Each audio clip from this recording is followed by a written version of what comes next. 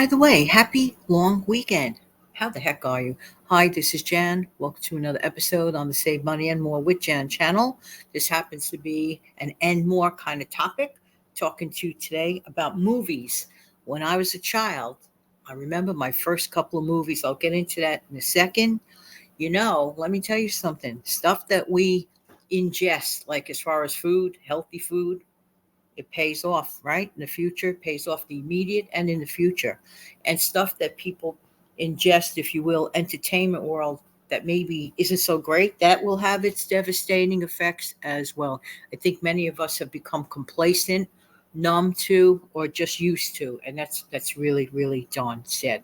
Anyway, I want to talk to you today about the experience that I had my first two movies at a theater. Okay. One, the very, very first formal movie theater that I went to was located down in Chinatown at that time. It is no longer existent. It is now defunct. Well, it's been defunct probably for about 30 years. But the very first movie that I ever saw is called The Sound of Music.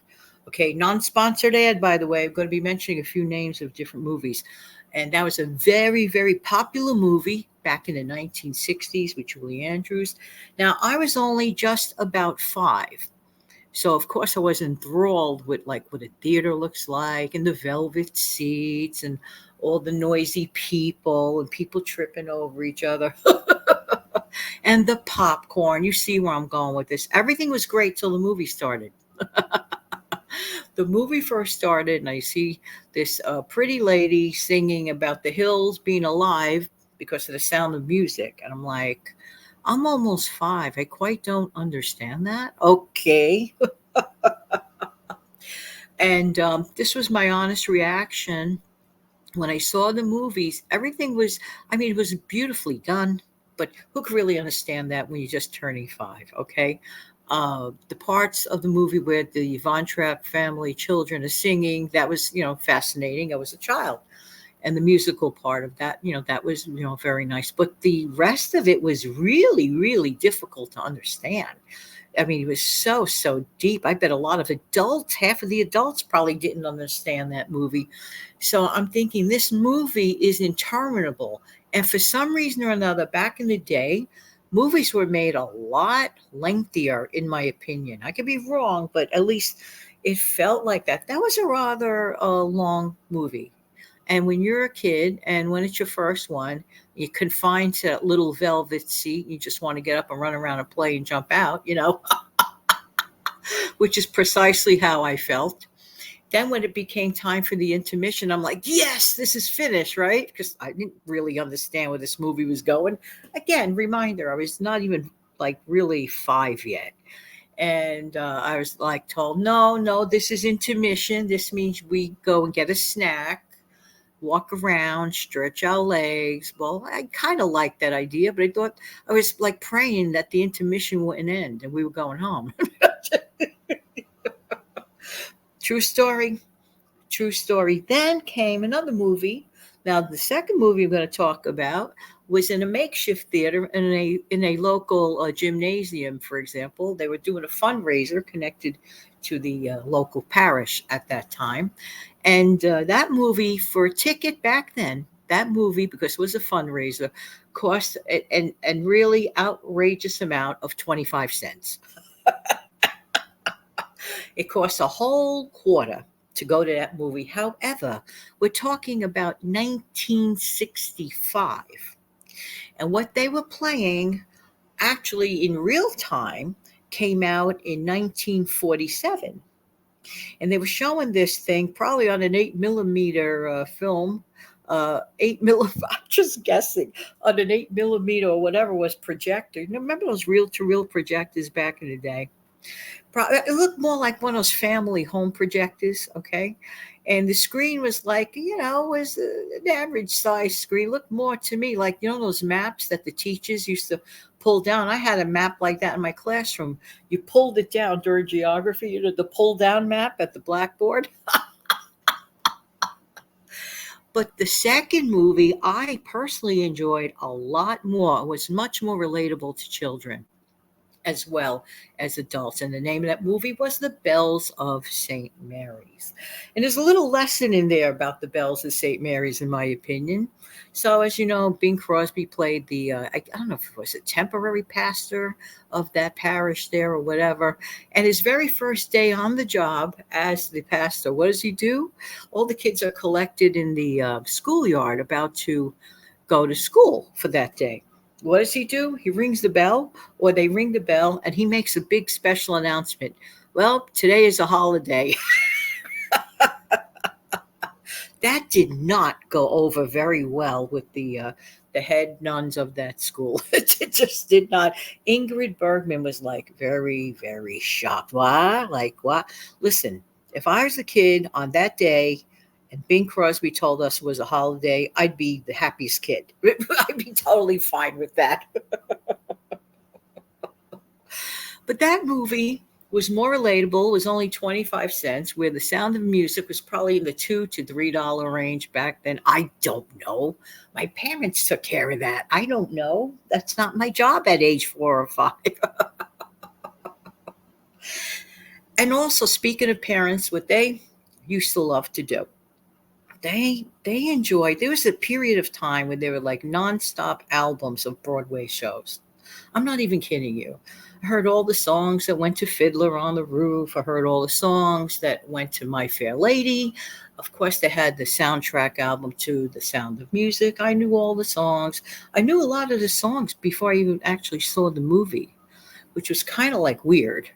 But I just didn't care for the acting part. Like the musical part was pretty good. Why am I talking about all of this? This is what I consumed as a child. Good, clean, wholesome, family, means something type of movies. Of course, I watched my cartoons when I was a kid. Who didn't want to watch the Flintstones or the Jetsons or anything of that nature? Again, no sponsoring ads for anyone or anything like that. But this is real life. This is real life. So I grew up with like really, and so probably so did you. If you're listening, you're in my age bracket, so you can relate to what I'm saying. Right? This is wonderful.